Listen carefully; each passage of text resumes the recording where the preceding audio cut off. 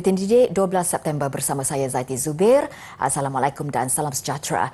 Kementerian Pendidikan KPM akan memastikan reka bentuk sekolah yang sedang dan akan dibina mengambil kira konsep pembangunan kondusif dan selamat. Menteri Kanan Pendidikan Datuk Dr. Razi Jidin berkata, ia setelah mengambil kira maklum balas yang diterima dari lapangan selain mengoptimumkan peruntukan yang disediakan. Menurutnya, hasil lawatan beliau ke sekolah ada dalam kalangan murid membuat keputusan untuk tidak bersarapan pagi kerana tidak mahu ke tandas sekolah yang kotor. Malah perkara sama turut disentuh oleh warga pendidik. Menyifatkan ia isu yang sudah berlarutan sekian lama. Justru dalam soal transformasi, KPM melihat reka bentuk pengudaraannya perlu lebih cekap sekaligus menjadikan keadaan cepat kering, kurang berbau dan lebih bersih. Apa yang paling penting, desain ini tidak perlulah terlalu banyak ropol-ropol dan render-render serta kosmetik yang berlebihan di sekolah. Kita mahu bahawa setiap peruntukan itu digunakan untuk memberi impak yang paling optimum. Jadi sekiranya kita dapat kurangkan kos-kos yang mana melibatkan kosmetik yang tidak diperlukan khususnya, maka peruntukan yang ada itu kita dapat digunakan untuk pembangunan-pembangunan lain. Beliau berkata demikian dalam sidang media selepas menghadiri program bersama semarakkan transformasi pendidikan, infrastruktur, selamat dan kondusif di Sekolah Sultan Alam Shah di Putrajaya siang tadi. Jelasnya, KPM dan Jabatan Kerja Raya JKR sentiasa bekerjasama mengenai reka bentuk pembangunan sekolah yang menekankan perkara asas dan impak positif. Ini termasuk memperincikan penggunaan tingkap dan talang bumbung yang dilihat menyukarkan proses penyelenggaraan. KPM dalam pada itu sedang menambah baik garis panduan penerimaan sumbangan berbentuk pembinaan infrastruktur sekolah dari pihak luar seperti Dewan Terbuka, surau dan laluan pejalan kaki. Antaranya mengurangkan birokrasi dan memperincikan pendekatan yang mana setiap sumbangan perlu melalui proses tapisan KPM. Ada keadaan di mana bila diberikan sumbangan ini, pembinaannya kadang-kadang tidak mengikuti spesifikasi yang sepatutnya. Jadi bila tak ikut spek yang sepatutnya, bila berlaku masalah tentang infrastruktur yang telah dibina ini, pihak sekolah akan kembali kepada pihak KPM. Kadang-kadang KPM pun tak tahu ada infrastruktur tersebut dalam sekolah. Dan apa yang berlaku bila kita nak repair dan infrastruktur, kos untuk membaik pulih itu kadang-kadang lebih tinggi daripada kos asal infrastruktur itu dibina. Dalam perkembangan berkaitan, Datuk Dr. Razi memaklumkan 30% daripada 2,000 sekolah di seluruh negara telah selesai menjalani proses memindah milik tanah. KPM berusaha supaya proses pemutihan ke atas pemilikan tanah baki sekolah lain diselesaikan secepat mungkin. Apa yang berlaku, ada keadaan di mana, sebagai contoh ya, bayaran telah dibuat pada tahun 1980-an. I got the figure. I asked them yang mana tak selesai. Ada bayaran sekolah ni, tanah ni dah selesai tahun 1980-an tapi gerannya sampai hari ni masih belum dapat. Titlenya masih belum tukar. Ada yang dah selesai tahun 90-an sampai hari ni titlenya masih belum tukar. Looks simple tapi selagi tak selesai clearly perkara ini, esok-esok bila nak buat ni macam-macam pula boleh timbul perkara-perkara lain. So we decided that yang mana yang masih sangkut title, termasuklah yang dibayar pada tahun 80-an dahulu, we settle tanah-tanah ini dengan kerjasama dengan kerajaan negeri. We discuss closely dengan kerajaan negeri ya. Isu lain turut membabitkan tanah yang diwakafkan pemilik terdahulu yang sudah lama meninggal dunia tanpa pemindahan hak milik tanah yang teratur. Ia menyebabkan berlaku masalah berbangkit ketika ini.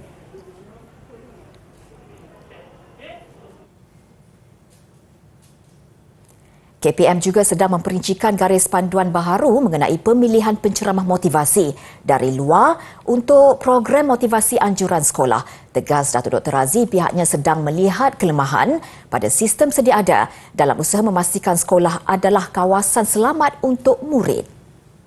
Kalau kita perincikan semua benda, kadang kata semua kementerian nak kontrol. You see, kenapa tak bagi autonomi pada sekolah? This is the challenge that we are facing. Namun bila tidak ada satu penyelarasan dan pemantauan yang menyeluruh, bila timbul isu dan kita kena perincikan satu persatu balik.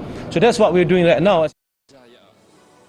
Beliau berkata demikian ketika diminta mengulas mengenai insiden amang seksual dalam kalangan murid membabitkan seorang penceramah bebas yang dilaporkan baru-baru ini. Datuk Dr. Razzie berkata garis panduan dan pekeliling sedia ada akan terus dikuatkuasakan dan terpakai sehingga garis panduan khusus dibangunkan. Ketika ini ujar beliau terdapat lebih 10,000 sekolah bawah KPM yang mengguna pelbagai pendekatan untuk program motivasi murid masing-masing.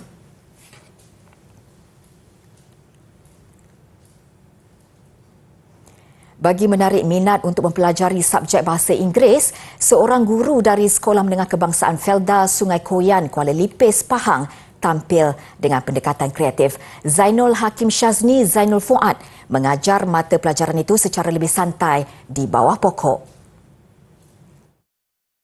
Zainul Hakim Shazni, 28 tahun, merupakan siswa lepasan Universiti Melaya UM yang baru 2 tahun menjadi guru. Beliau mengadakan kelas bahasa Inggeris di bawah pokok di padang sekolah sejak awal tahun lepas.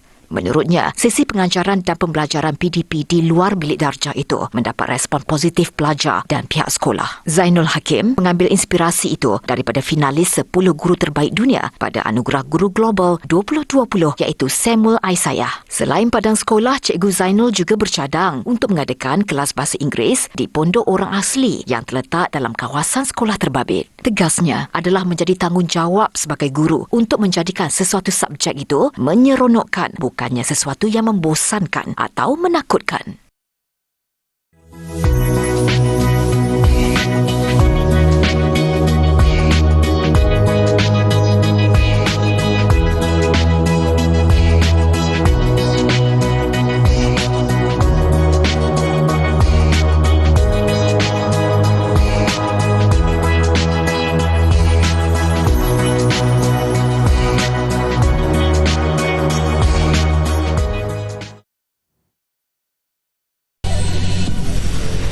Bersua kembali, kerajaan akan menubuhkan gabungan Pusat Penyelidikan Bioteknologi Malaysia bagi menggerakkan agenda negara dengan lebih berfokus dan berasaskan kekuatan negara. Perdana Menteri Datuk Seri Ismail Sabri Yaakob berkata ia termasuk mendalami kekayaan biodiversiti negara yang boleh memperkasakan 3 sektor bioteknologi seperti yang termaktub dalam Dasar Bioteknologi Negara 2.0. Saya juga mengumumkan penubuhan gabungan Pusat Penyelidikan Bioteknologi Malaysia atau Malaysia Biotechnology Alliance of Research Centre yang melibatkan semua institusi dan institut penyelidikan berdasarkan bioteknologi yang mengendalikan dan mengemudi penyelidikan berdasarkan permintaan industri dan kepentingan strategik negara. Beliau berkata demikian pada majlis pelancaran DBN 2.0 di Pusat Dagangan Dunia Kuala Lumpur WTC KL. Dalam majlis sama, beliau turut mengumumkan peruntukan RM5 juta untuk program Bio-Based Accelerator BBA bagi menggalakkan perkembangan syarikat-syarikat tempatan dalam industri bioteknologi dan RM2 juta untuk penganjuran Bio Malaysia 2023.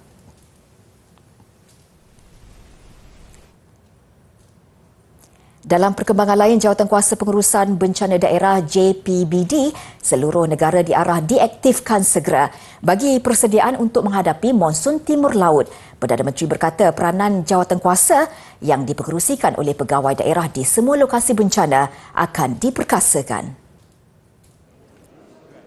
Arahan mengaktifkan segera JPBD dipersetujui dalam mesyuarat Jawatankuasa Pengurusan Bencana Pusat yang dipengerusikan Perdana Menteri.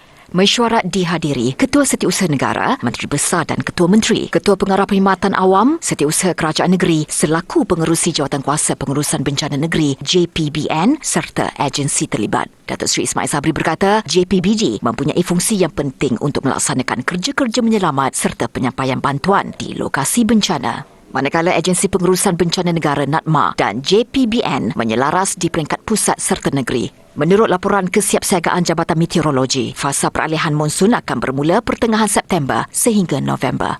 Monsun Timur Laut pula dijangka pada November hingga Mac tahun depan. Kelantan, Terengganu dan Pahang diramal mengalami hujan lebat monsun dari November hingga Disember ini. Manakala Johor, Sabah dan Sarawak dijangka berdepan hujan lebat monsun dari Disember hingga Januari 2023.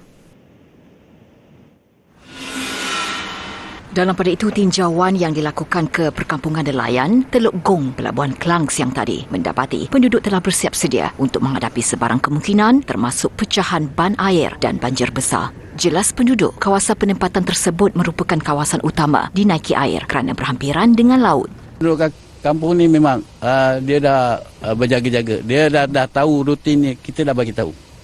Sebab dia dah tahu, kita bagi tahu air naik tinggi 1 hari, 2 hari ke 3 hari macam tu.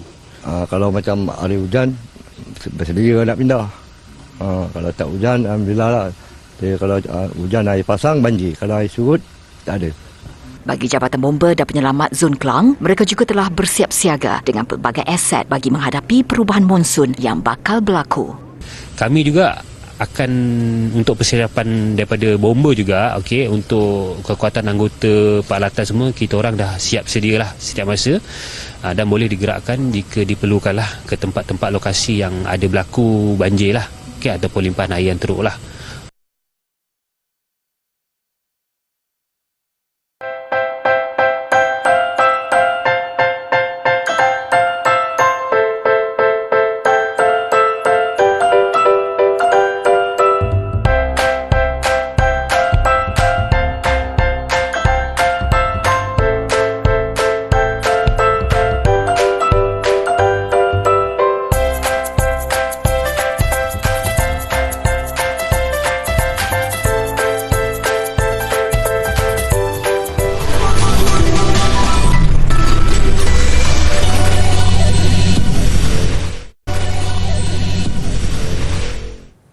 Sebut sahaja kambing, pasti ramai yang mengaitkannya dengan haiwan yang takutkan air. Bagaimanapun di Pontian Johor, lain pula ceritanya kerana 2 ekor kambing import Boer suka mandi. Menurut pemiliknya, Zamzirin Mat Yusof, 2 ekor kambing jantan diberi nama Janggut dan Jawa dibeli daripada pembekal di Kelantan beberapa bulan lalu. Kambing spesies Afrika itu menunjukkan reaksi tidak selesa sekiranya tidak dimandikan. Selain dimandikan, Jawa dan Janggut juga suka digosokkan gigi sekurang-kurangnya sekali sehari. Kambing import ini turut diberi makan vitamin bagi mengurangkan bau badan. Jelas Muhammad Zamzirin, semua aspek penjagaan itu dititik beratkan kerana kambing Boer ini sering terbabit dalam pameran dan pertandingan di seluruh negara. Walaupun kita tak mandi 2 hari pun kita rasa tak selesa.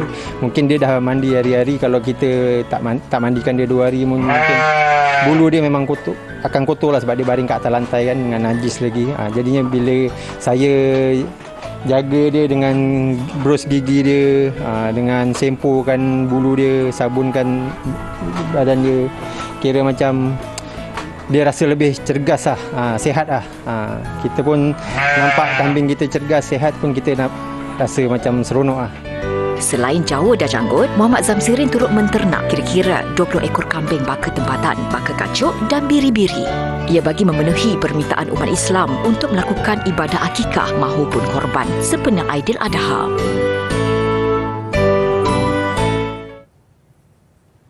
Jualan cenderawasih berkaitan Ratu Elizabeth II melonjak sebaik kemangkatan baginda. Antara yang paling menjadi pilihan cenderawasih dengan perkataan "gone but not forgotten" atau bermaksud pergi tetapi tidak dilupakan.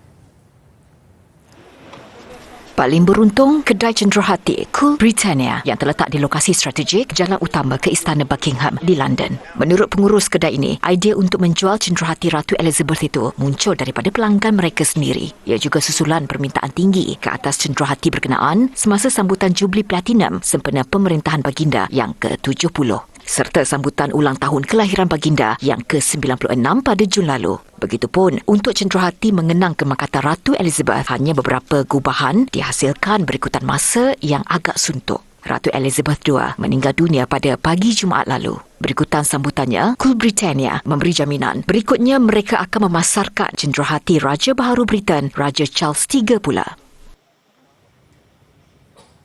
Satu bahagian bersejarah di Perpustakaan Negara Perancis BNF akan dibuka kembali selepas menjalani kerja-kerja baik pulih selama lebih 10 tahun. Salah satu sebab kerja-kerja restorasi itu dijalankan untuk projek meliputi perpustakaan dan muzium itu adalah bagi menerima kunjungan orang awam. Ia berbeza dengan suatu masa dulu di mana hanya individu tertentu dengan akreditasi dan dokumentasi diberi akses untuk menjejak kaki di sini. Pihak perpustakaan juga mahu mewujudkan muzium yang lebih besar dan universal mengandungi koleksi buku manuskrip serta karya agung kesusasteraan. Ia dianggap salah satu projek terbesar Kementerian Komunikasi dan Budaya Perancis dengan sokongan Kementerian Pendidikan. Tapak berusia 300 tahun ini dijadual dibuka kepada umum 17 September. Batu merupakan bahan semula jadi yang mengandungi kristal, pelbagai mineral yang terbentuk menjadi gotolan pepejal. Kesemua mineral ni tak semestinya terbentuk pada masa yang sama, tetapi proses mula jadi membentuknya menjadi satu gotolan pepejal sekarang, macam sekarang. Okey? 3 jenis batuan yang ada yang jadi asas adalah batu sedimen, iaitu batu kapur, batu igneous, batu granite yang biasa kita jumpa di tepi-tepi jalan, dan juga last sekali kita ada batu metamorfik yang ini kita panggil batu marmar yang biasa dijadikan jubin.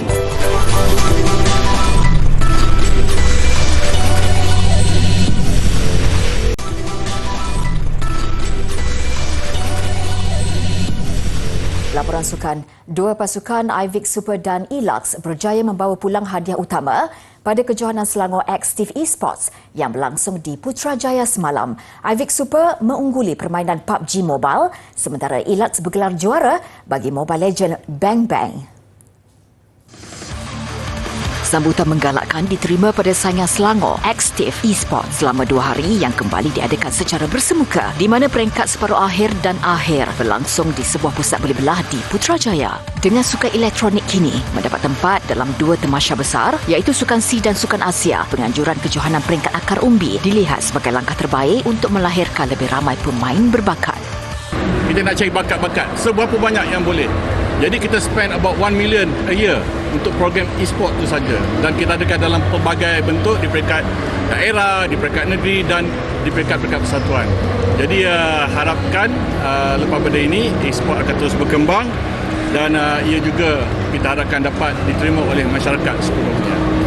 Lebih 2,000 penyertaan diterima sejak saingan peringkat awal berlangsung sebulan lalu. 2 jenis permainan menjadi fokus iaitu PUBG Mobile dan Mobile Legend Bang Bang yang jelas mendapat sambutan cukup menggalakkan. Saingan turut menawarkan hadiah terkumpul berjumlah RM24,000. Beralih ke saingan Liga Super, Kuala Lumpur City FC mengekalkan momentum kemenangan dalam saingan Piala AFC apabila ceria mengutip 3 mata mengatasi Sri Pahang FC. Perlawanan yang berlangsung di Stadium Darul Makmur menyaksikan KL City menang dengan keputusan 2-0. Dengan kedua-dua pasukan mahukan kemenangan untuk merebut kedudukan 5 teratas, pertarungan sengit seperti diduga berlangsung antara Sri Pahang dan KL City sejak awal lagi. Mereka saling berbalas serangan sehinggalah pada minit ke-31, KL City akhirnya memecah kebuntuan. Keadaan kelam kabut depan gawang Pahang membuka ruang buat Hakimi Azim Rosli menewaskan Mamadou Samasa untuk mendahului 1-0. Kekal sehingga tamat separuh masa, aksi berbalas serangan sekali lagi disajikan kedua-dua pasukan sebaik permainan bersambung. Minit ke-72, menerusi satu serangan balas, lorongan pendek Jordan Mintah berjaya disudahkan kapten pasukan Zafri Yahya meletakkan KL City selesa mendahului 2-0. Keputusan tidak berubah sehingga whistle penamat dibunyikan. KL City ceria mengutip 3 mata, berjaya memintas Kedah Darul Aman untuk menghuni tangga ke-5 Liga dengan jumlah 25 mata.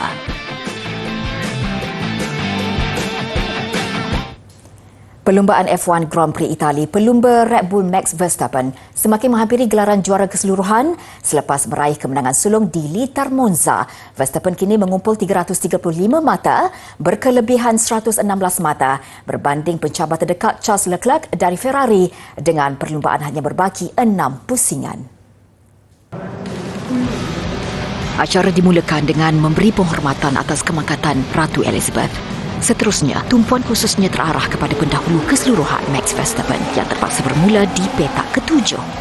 Perlumbaan kali ini jelas cukup sengit, namun Verstappen bijak mencari ruang untuk berada di kedudukan ketiga seawal pusingan kedua. Dan pusingan kelima, dia berjaya memintas George Russell dari Mercedes-AMG Petronas untuk membuat perhitungan dengan pencabar utama yang juga pemandu Ferrari, Charles Leclerc. Leclerc lebih banyak menguasai perlumbaan menerusi kelebihan beraksi di laman sendiri, namun kesilapan ketika melakukan hentian pit memakan diri. Kelebihan itu dimanfaat Verstappen untuk berada di kedudukan paling hadapan sebelum safety car masuk mengawal perlumbaan.